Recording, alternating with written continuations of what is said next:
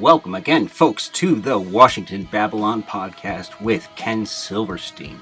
It was this time last year that we lost Stan Lee, the longtime Marvel Comics creator and editor whose impact on the medium and industry are undeniable.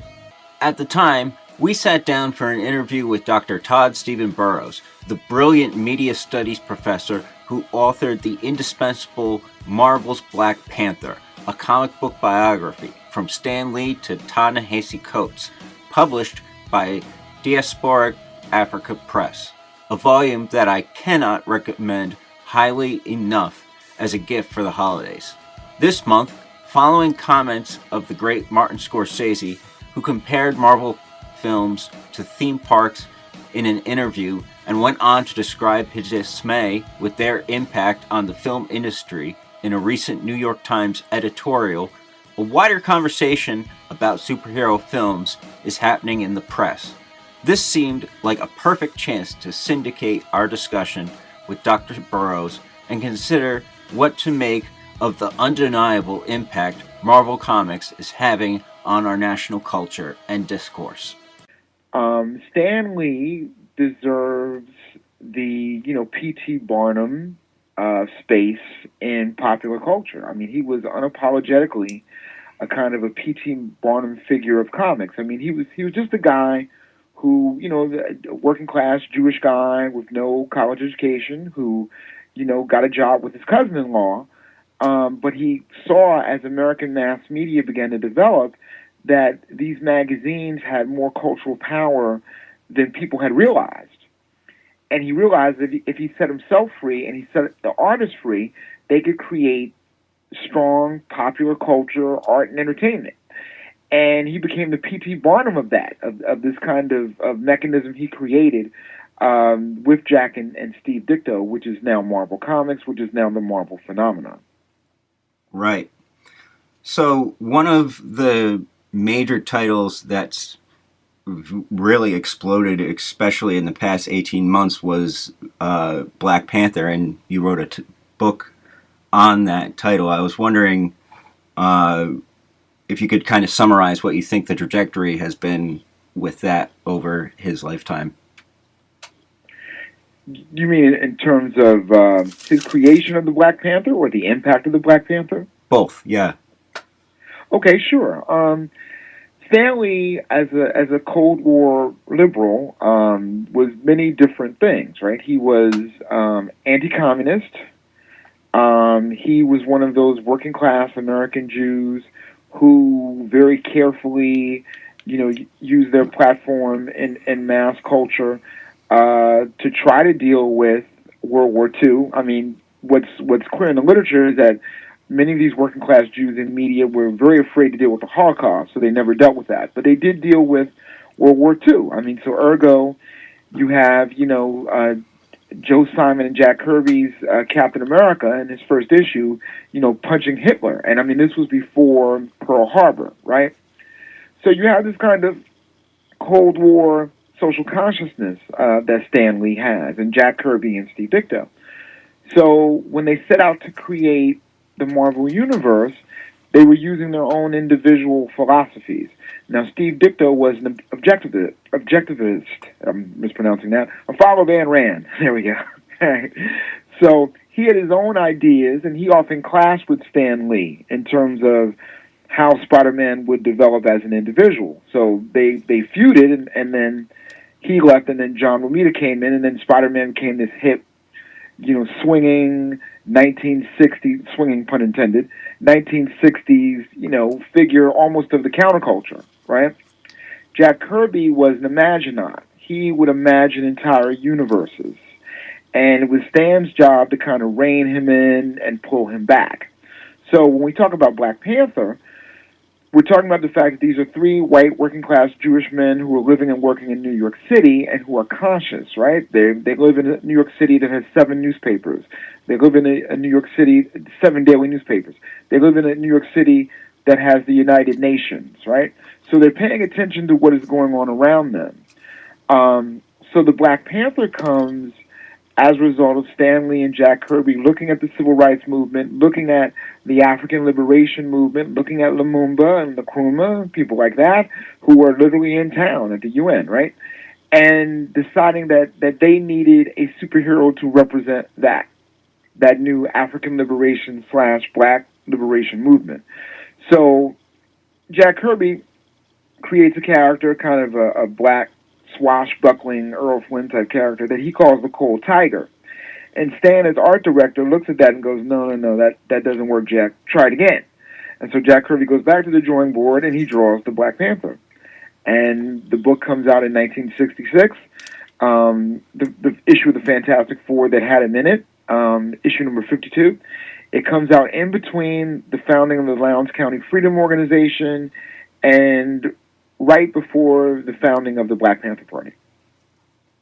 Okay. That Stan's legacy in terms of that character. Gotcha. Now, this goes into the wider discussion of Black Panther as a phenomenon after Lee's impact, but I think it's relevant. It's very clear that Ta-Nehisi Coates and his philosophy has definitely reinvigorated the title in some senses over the past couple years, at least from the perspective of it's picking up more sales, correct? I'm not sure if it's picking up more sales. I know that his being signed to Marvel caused quite a sensation, and that first issue of his book sold out. And I think it sold out because people who were in love with Ta-Nehisi Coates with Between the World and Me wanted to just grab anything with his name on it. Now, whether the Black Panther is selling more or less than it has sold, I really don't know, but you can look those figures up in terms of the numbers. There are several comic book websites that deal with numbers. What is clear is that Ta-Nehisi Coates' Black Panther has a very high public profile because of both the movie and because of the writer. And Ta-Nehisi Coates gets great credit for bringing in black female writers to help him write some of the Black Panther spin-off books, like World of Wakanda, which is an issue, which was a comic that unfortunately got canceled because it came out too soon, actually, that dealt with the Dora Milaje and dealt with the other aspects of Wakanda that he wrote with Nona Harvey. Now there's a new book coming out with the Dora Milaje, and there's a new book coming out with Shuri, and these are being written by black female scholars and writers, and Ta-Nehisi Coates has a great role to play, or had a great role to play in terms of bringing those people to Marvel. So I think his greatest impact is not with what he did with the character, it's what he did to bring in other voices into Marvel that Marvel would have never picked before. Now, Ta-Nehisi Coates, his first story arc, though, I think is very significant. I have an entire chapter in my book about this. He does a story arc that uses many of the themes of Between the World and Me. So he talks about, the role of, what would the role of a 21st century Africa be like? And he shows from the point of view of the monarchy and whether the monarchy is outdated or not is the main focus of the book. The Dora Milaje go out on their own and renounce the king and form their own kind of country within Wakanda. You have the intellectual revolutionary who gets upset when students take him literally and then create a revolution that goes beyond what he wanted. So you have all of these different factors, internal factors, which really is about the debate of what is the role of a 21st century African nation. To a smaller extent, you see that debate in the movie, but the movie is more about what is the role of Wakanda to the outside. Whereas in Ta-Nehisi Coates' first arc, it's about what is the role of Wakanda to Wakandans. Okay. So, Coates is known for his Afro-pessimist philosophy, and I was wondering how much of that seemed to filter into the motion picture when it was released. Well, my view of comic book movies, as a comic book aficionado and as a comic book movie aficionado, and by aficionado I just mean rabid fan, comic book movies, for the most part, are composite stories that attempt to incorporate stories and characters and situations over many decades of a character's life in print, right? Mm-hmm. And on top of that, they try to add an original story on top of it. So, to me, Ta-Nehisi Coates' Black Panther that he wrote in that first story arc is not connected to the movie. Neither would I say is Reginald Hudlin's anti-colonialist, anti-imperialist, his first arc, which I think doesn't get enough attention. That's why I wrote about it in The Root. Because Hudlin decided to do a full assault on imperialism and on European colonialism in his first arc, in which the Black Panther defends Wakanda from all of the Marvel supervillains that Hudlin picked to represent the European colonial powers, right? Mm-hmm. What we have in the Black Panther movie is, the director Ryan Coogler doing what we could loosely call a story that incorporates James Bond and The Godfather, right? And the politics is basically about, does Wakanda owe black people across the world safety and security? Now, that's a new question. Like, that question had never been asked in the comics, right? So that's a new question. Now, the character Killmonger that so many Pan-Africanists and black nationalists love, ironically, was created by one of the white writers of the Black Panther, Donald McGregor. And so there's always been this element in the Black Panther comics since the creation of that character in the early 70s of a possible revolution within Wakanda. But Killmonger, at least in Christopher Priest's version, was literally called a capitalist Che Guevara, right? He wanted Wakanda to be more capitalist. And so he was fighting within Wakanda and within his own region of Wakanda for Wakanda to be open economically to the world. So in Christopher Priest's fights between T'Challa and Killmonger, those fights were actually economic fights. Okay. Over how Wakanda was going to participate in the world economy, and did Wakanda have the power to change the world economy? Because to give an example of this, Christopher Priest had the Black Panther be a master political strategist, right? So one of the strategies that he used was that he actually annexed an island in Canada and said he was giving it back to the native population. Oh, wow. Yeah, this was when he was fighting with Tony Stark. See, they had a whole battle. Black Panther and Iron Man had a whole battle that was as much economic as it was superpowers. Because while they were fighting each other physically, they were also fighting each other through Wall Street and politically and economically outmaneuvering each other and trying to destroy each other's economy. So this is why we need to read all these comics. There are incredible subversive messages in these comics about politics and about economics that are not discussed. Mm-hmm. This is why, the Black Panther movie, which I thoroughly enjoy it, I love it as a movie, but as I like to say, the only thing that's wrong about the movie is its politics, but the problem is the movie is about its politics. Right. Because with the Black Panther movie, we have essentially a movie about African people that is anti-Pan-Africanist. Right. Right?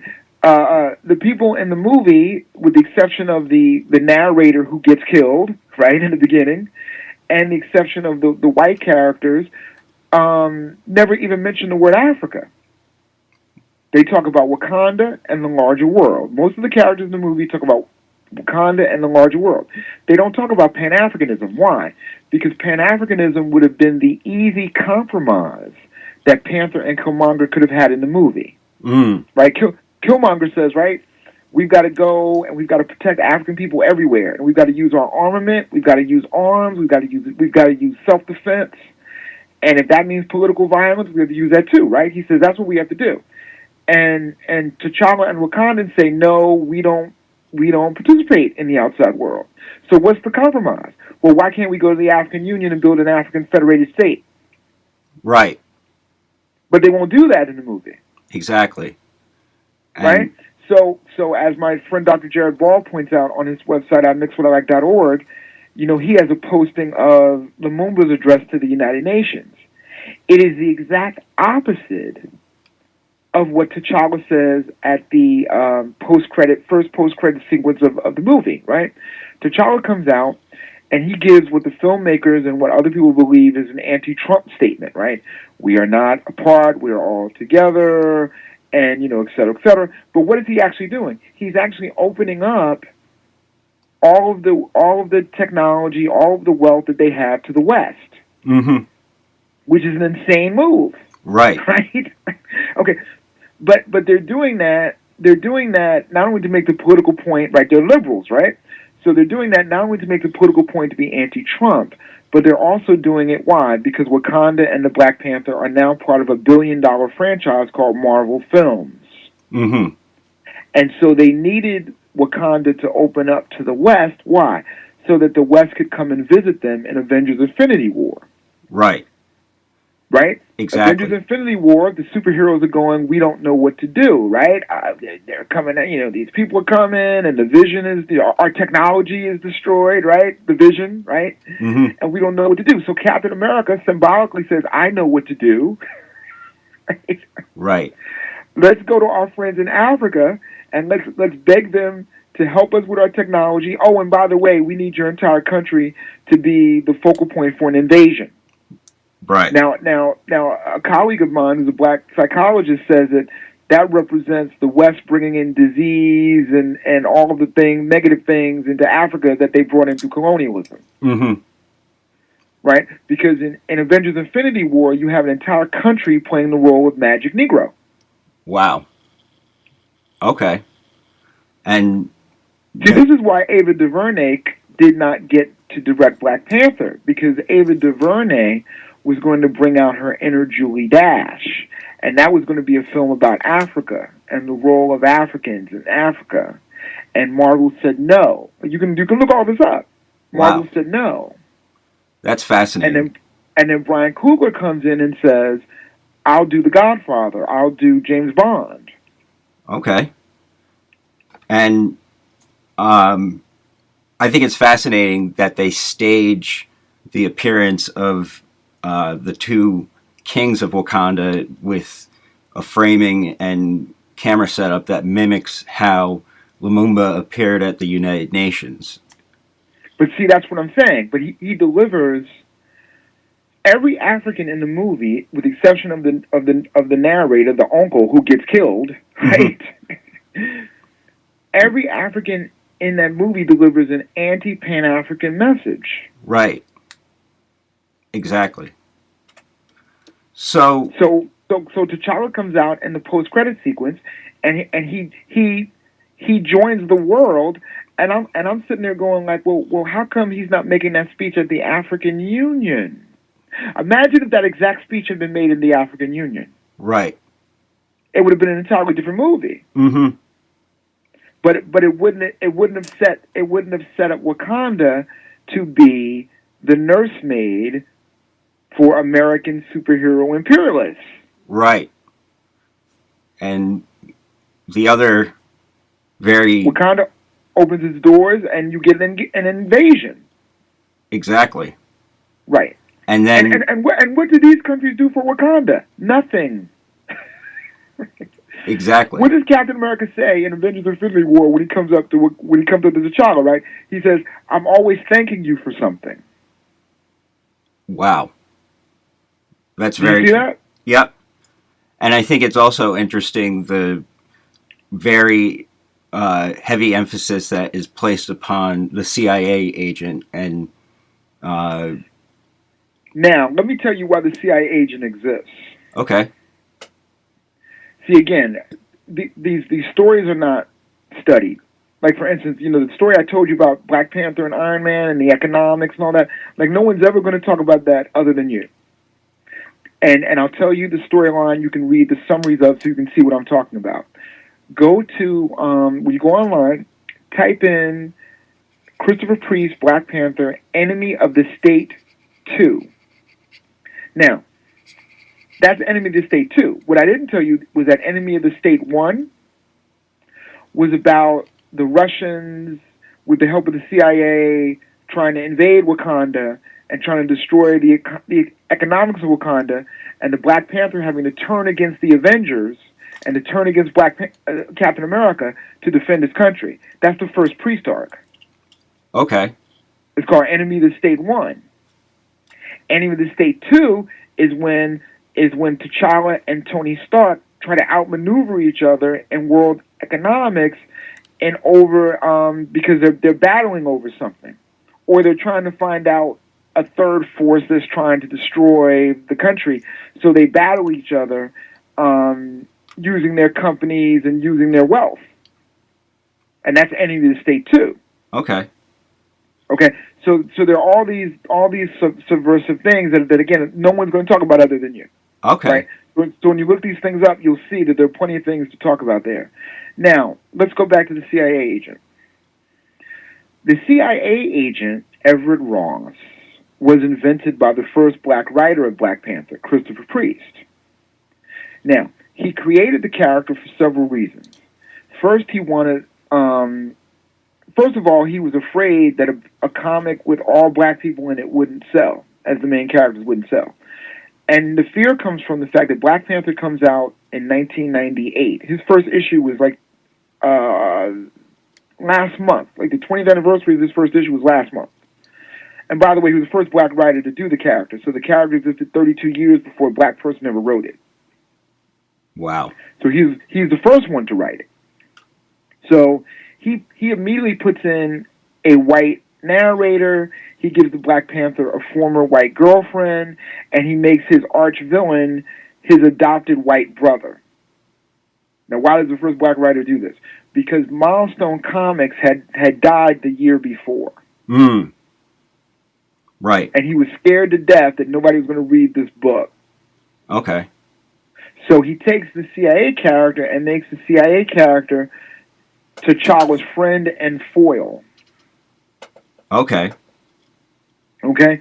So the Priest T'Challa is almost like kind of like the West Wing as a comedy, almost. That would be a very loose way to describe it, right? So there were things, for instance, that were in the Black Panther movie that come straight out of Priest, right? The fact that he rides up and tells the Dora Milaje and Panther to get in the van because we got to go, we got to get out of this situation. That's very much out of the Priest comics. What's also out of the Priest comics is that when he gets up after he's been healed, he gets up and he's this fish out of water, right? And the sister's calling him, colonialist and all that. But he's this white fish out of water who doesn't belong in this black group. That is also out of Priest, right? Mm-hmm. Now, so the CIA agent is there in the Priest comic as a humor piece, but he's also there to comment on the cynicism of American politics at the time, because he's the narrator of the book, right? So he's looking at T'Challa, a pure human being, through this cynical '90s American lens, and so that's the political tension between T'Challa and the Ross, which is the political tension between T'Challa and the reader. Priest's idea is to remove T'Challa from the reader and to make him mysterious. Okay. Kind of a Batman Ra's al Ghul character. Gotcha. And that's the character, by the way, you see in Captain America Civil War. Right. Right? Okay. So now to get to Ross's role in the movie. So Ross's role in the movie is to, of course, in many ways it parallels his role in the book, is to be a bridge to the white audience. Right? This is not a revolutionary movie. This is not a Haile Gerima movie. This is a Marvel Comics movie. And look, here's the white character that we're going to make one of the main characters in this. And not only are we going to make him the main character, somehow we're going to make him the only person who knows all of the international economic and political information in the movie. Mm-hmm. Why do they need him to tell them who anybody is? Okay. Why do they need him to explain anything that's happening with Killmonger in America? Why do they need that? They're the most sophisticated country on earth. Why would they not have that information? The key is a spy. Why would they not have that information? Right. Now, what's really deep is, on one level, let's just say on a popular culture level, right? You have Ross playing the role essentially of Lando Calrissian, played in Return of the Jedi. Now, what do I mean by that? Lando Calrissian is a token black character in an all-white fantasy franchise, right? They need to give him something to do while the main cast is out doing the main story, right? They need a B story, and so they put him as the leader of the B story, right? So Lando Calrissian's job is to sit with all of the creatures, right? Because there's no human being with him. I want you to think about that. It's Lando and a bunch of creatures. To go back and watch Return of the Jedi. It's Lando and a bunch of non-human creatures, and they go and do their assault on the second Death Star, while the main plot takes place on the Endor moon with all the white characters. Right. Right? Now, so in Black Panther, they reverse this, right? Which, on one level, would be quite amusing, right? The main black characters are fighting for the liberation of their country on the ground, and the white character is given something important to do, the B story, right? Okay. Here's the problem with that. What is the B story? The B story in Black Panther is the white CIA agent shooting down African revolutionaries. Right. Exactly. Yeah. So it's and being applauded in the theater for that. Right. It's replicating a lot of problematic cinematic conventions that have been documented already for proliferating some very negative stereotypes and notions. Well, I mean, the African critique of this movie has been very harsh because they said that it does nothing but reinforce the stereotypes and tropes, right? Mm-hmm. So, for instance, when you read the very critical African criticism of this movie, they talk about, okay, so once again, a stranger comes into an African country and takes it over and is allowed to. Yep. They thought that was completely insulting. Okay. Because that's a trope that's existed for centuries. Like, why would Africans allow someone to do that? Mm-hmm. See? So the fact that it's a black American is irrelevant to the Africans. Because that's just the blackening, that's just the blackface version, right, of what has always been said about those countries. Right. Go read the African criticism of Black Panther. You can find that in Richard Prince's journalisms. If you type in Black Panther movie on his website, Richard Prince is a African American media monitor. He's a one-man media monitor for African Americans, Latinos, Native Americans, and Asians. His column is required reading for American journals. Cool. It's called Journal-Isms. Gotcha. And if you go there, he has a whole blurb in February or March about what Africans had to say about Black Panther. Okay. African intellectuals and writers. Very fascinating.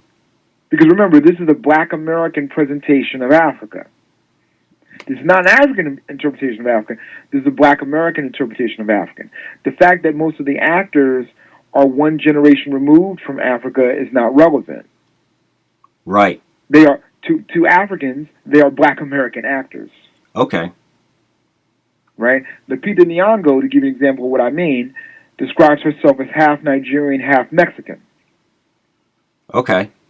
So these are not people who are directly from Africa the way an African would be directly from Africa. Denai Guerrero's parents are Nigerian, but she's a black American. Culturally. You see what I'm saying? Absolutely, yeah. This is a black American cultural product. Okay. That people from the diaspora decided to participate in. But Africans did not participate in it. People from the diaspora participated in it. Yep. And that's why African intellectuals are so critical of it, because they're saying this is a black American product.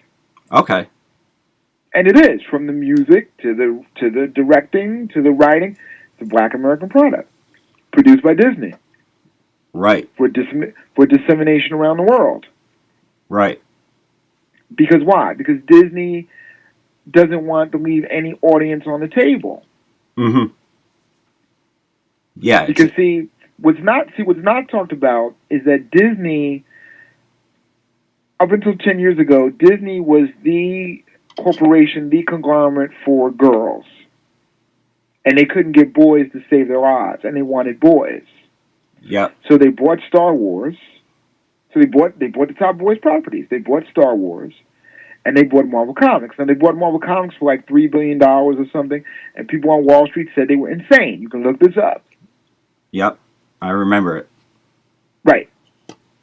But see, now they said, okay, we have boys, we have girls, who don't we have? And they actually looked at the whole world and said, oh, we don't have the rest of the world. Mm-hmm. So Black Panther is their attempt to get the rest of the world. Right. And Captain Marvel is their attempt, because, see, there are black characters in Captain Marvel that comic book people know really well that we know we're going to see in some form down the line, because Kevin Feige of Marvel has already said our future is women and people of color. Right. You can look that up. That's what he said. Right. So when they now you can say you wrote this first. So when Black Panther and Captain Marvel 2-3 years from now get together and form a group called the Ultimates, which is what they do in the comic. Yep. Which is what no one's talked about yet. When Captain America and Black Panther get together and form a group called the Ultimates, the majority of the members of that team is going to be people of color. And they're already prepping for that. Again, they're dropping little seeds, or they're about to drop little seeds of that right now.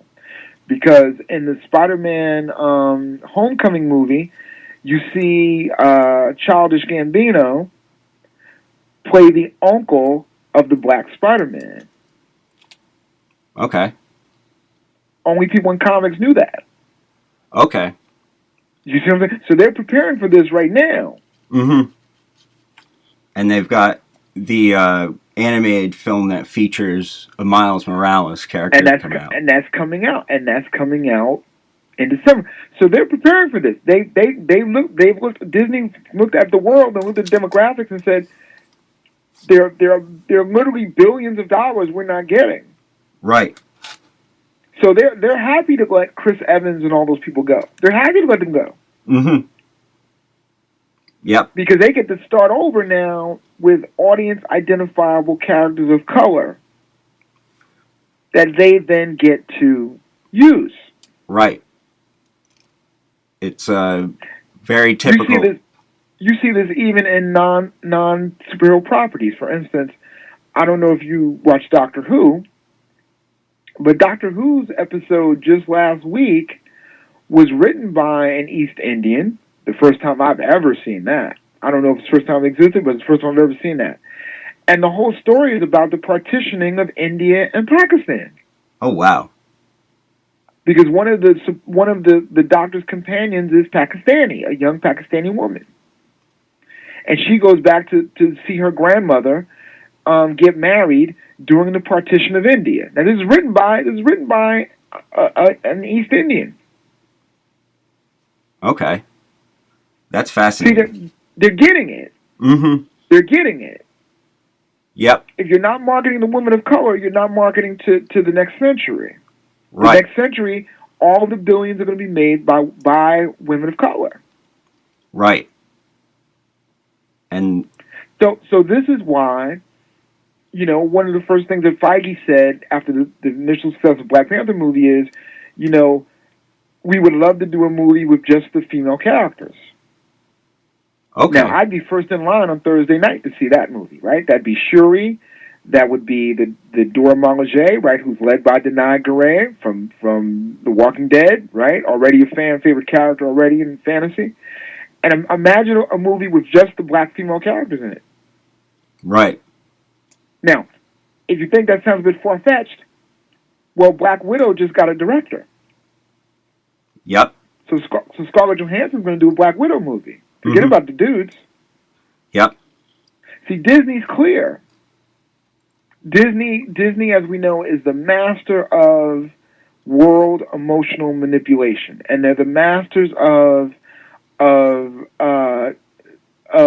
getting the brains of children, right? They want the brains of children on lock. Right. And so they're the masters of this.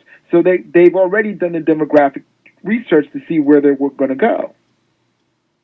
Yep. And that is something that has been fascinating to look at as it's evolved in the past 30 years, certainly. Right. Well, Disney buys property. They bought Winnie the Pooh. It wasn't enough to just license it. They bought Winnie the Pooh. Mm-hmm. They bought the Peanuts gang. Okay. They bought things I thought you could never buy. Like, how could you buy Charlie Brown? Well, they knew. They learned. Here's how you buy Charlie Brown. Yep. How do you buy Winnie the Pooh? That's a British product. That's mid-1920s. Here's how you do it. Simple. Yep. And it's very fascinating to see the underlying political ideology that comes with that product line that they produce. Well, Disney has a clear line. Mm-hmm. So, for instance, again, Black Panther, you're going to do a black movie? Well, then it can't be about Pan-Africanism. Right. That's uncomfortable. Right. It can't be about a Western invasion. It can only be about an alien invasion. Right. And see, Hudlin wrote about a Western invasion. Yep. And he said in his first story arc, I'm doing this story because this would be my version of the Black Panther movie. Now, I don't know if you know this, but to give you an idea of what I mean by companies not signing on or what happens when you don't sign on or whatever, I don't know if you know the story of Reginald Hudlin's first story arc. He made a digital comic out of it, a very limited animated series out of it. This is the anti-imperialist one. Okay. At the time, he was president of BET Entertainment. He didn't have the money to do the cartoon, so he called in favors. He called his friends in Hollywood. He's a Hollywood director. He called his friends. He called Kerry Washington. He called Jaimin Hunsu, and they went and they produced this cartoon. Right? Yep. So the cartoon comes out on DVD. It becomes an instant classic in black communities. Right. Particularly black political communities. Go to any group of black activists and say, have you heard about the Black Panther cartoon? 3 out of 5 is going to raise their hand, yes. Yep.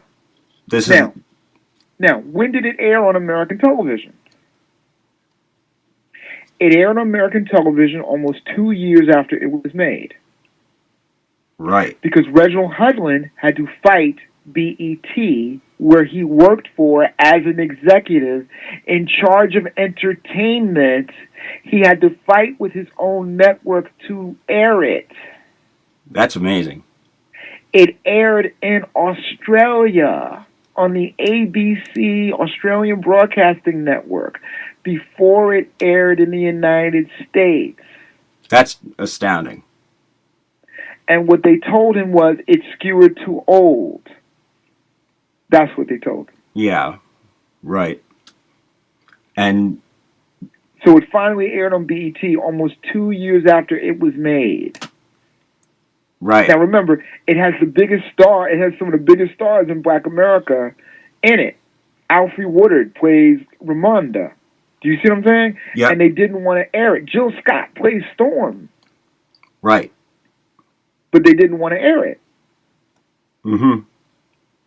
And I know exactly which one you're talking about because I've seen it on YouTube, and it's got absolutely high mileage with. Absolutely. It has that very ironic cameo with Stan Lee as a military general, basically saying the most absurdly racist. And to go back to Stan Lee, which is how we started this conversation, Stan, as a liberal, as a Jewish liberal, likes that irony. Mm-hmm. He likes the irony of playing a racist in a Black Panther cartoon. Because that winking to the audience is what he always did. Right. As he talked to us, quote unquote, through his stories and through his columns and Stan's soapbox, his column he had in Marvel Comics for many, many years. So he was always keen on, I have some ideas that I want to get across to you, but I don't want to do it like your father or your grandfather because you won't listen to me. And by the way, that's why Marvel beat DC. Right. In the comics. Marvel wrote for the audience. Mm-hmm. The audience were young people. DC wrote for the audience's parents. And that's why it took them so long to catch up. That's a fascinating explanation of what Marvel happened. Marvel wrote for the baby boomer kids. Right. He was hip to the kids. So he's hip to the black audience. And that's why he wants to do the cameo as racist general. Mm-hmm. Okay. To show the absurdity of that. In other words, the absurdity of a white Jewish liberal creator who creates a black superhero, but who decides to play the white racist general. That's his winking at the audience. Right. So we laugh at that. We all laughed at that because we all know Stan Lee. Yep. You see, and see it was, and again, it's that P.T. Barnum in him that makes him do things like that. Right. And that's why these cameos are very precious. And whenever I go see a Marvel movie, I would just say, okay, this might be the last Stan Lee cameo. I mean, those cameos mean the world to me. Mm-hmm. Because that's his winking at the audience. Okay. And his identification with the audience in terms of we're here to have fun. See, the reason that Marvel movies beat DC movies is that Marvel movies are following the philosophy of Stan Lee, Jack Kirby, and Steve Ditko. Okay. We're here to have fun. Yep. And tell the most exciting story in the most exciting way. Mm-hmm. So, going into his political philosophy a little more, Lee, as a liberal, got into that Cold War mindset along with the rest of his generation as an entertainer and as part of multimedia. And the Cold War had an impact on the black freedom struggle in America because of things like the Smith Act trial that put Benjamin Davis into jail. And it was the original run of the COINTEL project after World War II that you later saw executed against the Panthers. I'm wondering... yeah, but see, let's talk about how the radical movement affected Marvel Comics. Okay, yeah. Because see, Stan Lee, after creating this Lumumba-type character, right, in Fantastic Four, right, the Black Panthers come out literally the next month. Right. And then Stan Lee and his young assistant, Roy Thomas, actively work overnight to destroy the Black Panther from within. Okay. Because now they have a character that it has the same name, literally the same name as the radical black Marxist movement, a revolutionary nationalist movement. Right. And as Cold War liberals, they're anti-communist. Right. And as Stan Lee being a person of the Jewish persuasion, he also has problems with black nationalism. Right. Right? Mm-hmm. So what did they do to the Black Panther? Well, as soon as he comes out, Roy Thomas and Stan Lee have him join the Avengers. This is in 1968. Right. Right? Surprise, surprise. In 1968, Captain America asked the Black Panther to join the Avengers. Mm-hmm. Now, what happens when he joins the Avengers? Well, he comes to visit the Avengers, accepting Captain America's invitation, right? With all the symbolism that implies in 1968. And he finds that the Avengers have been defeated by a villain and they're knocked unconscious. He comes into the Avengers mansion and he gets arrested by the police for murdering them. Okay. I call it a case of superheroing while black. Yeah. Yeah, that's brilliant. But see, that shows that Marvel understands the audience. Right. And they understand the time period they're in. Yep. Now, unfortunately, Roy Thomas then goes in a direction that's very disappointing because he takes over the character. Now the character's in Avengers. The first thing he does is he takes away the technology. He takes away the super scientific nature of it. Now he says that Stan made him do this. He claims that Stan Lee made him do this. All right, but he literally, first of all, he starts calling him the Panther instead of the Black Panther. That started almost immediately in Marvel Comics, right? Yep. Then he renounces Wakanda and becomes an English teacher in Harlem named Luke Charles. Wow. So in my chapter on the book, I say he goes from Patrice Lumumba to Sidney Poitier. And in the background of all of this had been the 1968 New York teachers' strike. Right. Which was... But also you have the Black Panthers being the most revolutionary organization in America and being called, you know, the most prominent terrorist group or domestic threat to America, you know, whatever J. Edgar Hoover called them that, right? So they de-Pantherize him. Right. They take away all the Lumumba aspects of the character. Mm-hmm. Then Roy Thomas makes it worse while trying to make a point. There's a two-parter Avengers story. I talk about this in my book. You might want to get my book on Kindle and read it. Mm-hmm. Because this will help you with it, and you can just quote from it instead of doing all this transcribing you're about to do, which you shouldn't do. But and you can get it on Kindle cheap for like $10.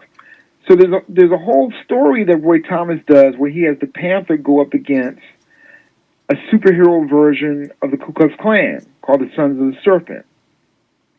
Okay. And it's revealed in that comic that the Black Panther had never shown himself unmasked in public.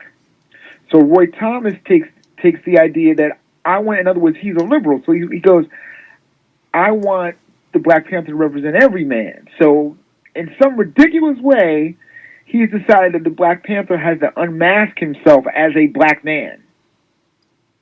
And people asked him, well, why didn't you tell us you were black? He said, well, I didn't feel I had to.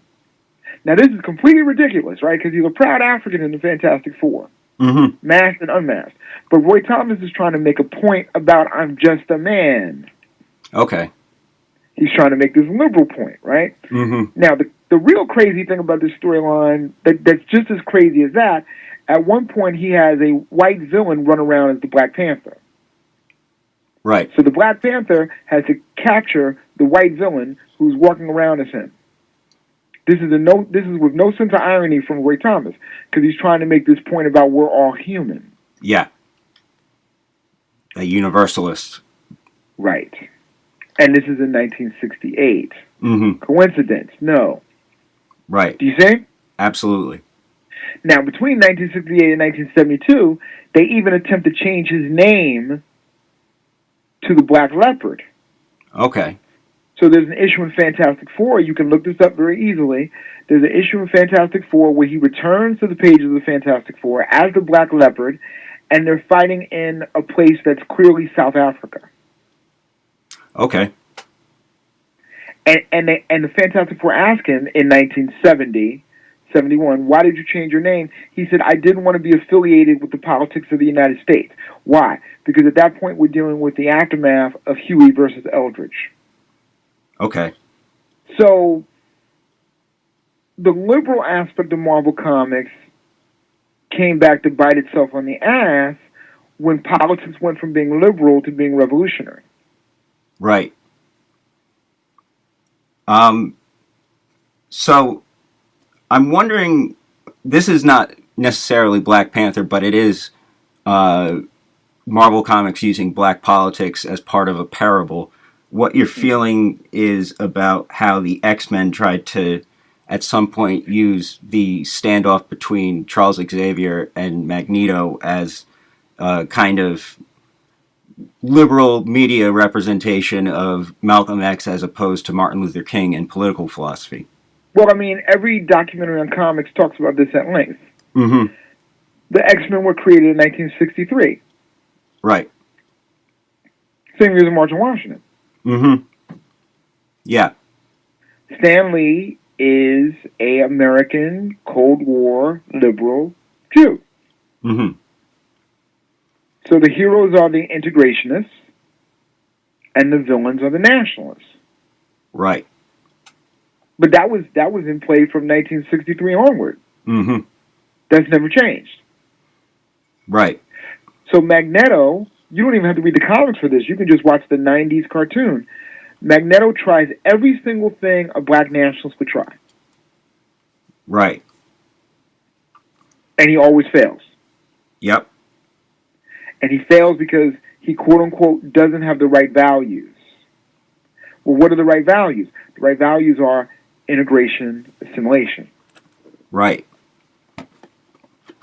Interestingly, there's the whole Age of Apocalypse mega arc where he spends a period as leader of the X-Men, and we get to see this kind of post-apocalyptic, literally and figuratively speaking, period of him as the one in charge and as the leader. Well, I mean, one of the great things about the X-Men comic is that over the decades, the writers have been clear to show how complex political alliances can be. You even see this to a lesser extent even in the new television series The Gifted, which is an X-Men universe type show, right? They use all the C X-Men characters, not the A characters from the movies, not the B characters, the C characters. Okay. Right? But you see, even when you watch that show, you see how allegiances depend on circumstances. Right. With the goal being survival. Right? Magneto is a quote-unquote villain not because they disagree, it's because he's willing to use violence. He would call revolutionary violence to achieve his ends. Right. That's why he's a villain. Right. Right? But that becomes secondary depending on circumstance. If you have somebody who set up a mutant virus to kill all of you, then you have to organize with people you disagree with. People whom you're always going to disagree with. Exactly. And the writers after Stan Lee were clear on that. Why? Because they're baby boomers coming out of Vietnam. They see all the contradictions of American imperialism, of the Cold War. They see all those contradictions. So they put that in the story. Right. And I'm wondering what you think it was like in Stan's later years in terms of this post-Cold War period, and whether you think he had any regrets or, in hindsight, was trying to firm things It's not that he didn't have any regrets. It's that Roy Thomas had to step in and rewrite some things. Okay. Because Roy Thomas was like, wait a minute, we've got to rethink this. So for instance, I'll give you an example. So for instance, when you read a 1970s Marvel comic, they're still using the 60s origins word for word, right? So Iron Man is still Howard Hughes fighting against the commies. Right. The Fantastic Four want to get to the moon before the communists do. Like, these are the original stories, the original stories. Right? Mm-hmm. And you see when they start to reprint them, you see footnotes going, yes, remember, reader, when life was this simple? Right? Yeah. They're acknowledging the complexity. Right. So Nick Fury would say in 1970 in his book where he's a spy, I'm for America. I've always been for America. And some people believe we shouldn't be in Vietnam. Like, he has the argument. Like, he at least brings up the question. Yep. Right? In the early 70s. So Roy Thomas had a lot to do with that. And Roy Thomas is still alive, and he's easily accessible by email. That may be something you may want to talk to him about. Okay. Yeah, that's as well as what he says Stan Lee made him do with the Black Panther. Because he claimed, and I put this in the footnotes of my book, he claimed he didn't want to make those changes to Black Panther. But he said Stan made him do it. Because they were afraid of being associated with the Panthers. Right. Okay. Now, ironically, I believe the first appearance of the Black Panthers and the Black Panther comes under Reginald Hudlin. Because Reginald Hudlin does a storyline that is a homage to an old Lee Kirby storyline. So let me first tell you the Lee Kirby storyline, and then we tell you the Reginald Hudlin storyline. And you can find an excerpt about what I'm about to talk about now on imixwhatilike.org, right? Stanley and Jack Kirby did this story of the Thing being kidnapped by slavers. And the Thing was brought to a planet, and this planet had gotten all of its information about Earth from like the 30s. Okay. And the mobsters in the 30s. And this group of people on this planet were very adaptable. They were like parrots. They were human parrots, right? Or creature parrots. So they decided to create their whole society based on the 1930s mobsters. Now, I believe Jack Kirby probably got this plot from Star Trek, because there's an episode of Star Trek where that happens. There's an episode of Star Trek where Kirk, Spock, and McCoy come down to a planet, and everything about the planet is the mobster of 1920s, 1930s, because some space explorers left behind a book about mobs in Chicago in the 20s, and the entire planet decided to develop itself based on that book. Right? Mm-hmm. So the Thing, anyway, goes to this planet where he has to fight in a gladiator style, and the Fantastic Four have to rescue him. Now, why am I bringing that up? Because Reginald Hudlin decided to do a sequel to that story.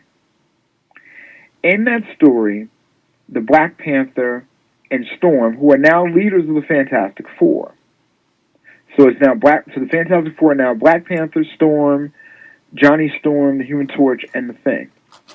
Mm-hmm. They go back to the planet, but it's 30 years later. So guess what they decided to imitate? The 1960s.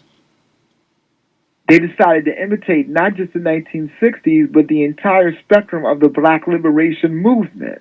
Oh, wow. So when they go back to the planet, Black Panther gets kidnapped, if I remember correctly, and he has to go fight in the arena. And Storm finds that she's on a planet that looks an awful lot like New York City in the 60s. So she leaves the gang people that Johnny and Ben have to go fight, and she goes uptown to Harlem, and she sees a church in Harlem, and the church is pastored by Martin Luther King. Oh, wow. And in comes Martin Luther King's ally, Malcolm X.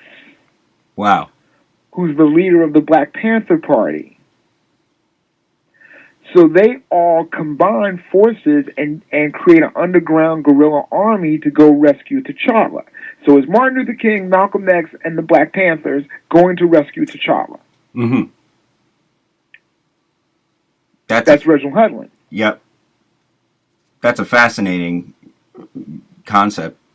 But that shows you, because the point of my book is to show how white liberalism had to evolve and expand. Thanks for listening, and be sure to tune in next week. This is the Washington Babylon Podcast, hosted by Ken Silverstein and produced by Andrew Stewart.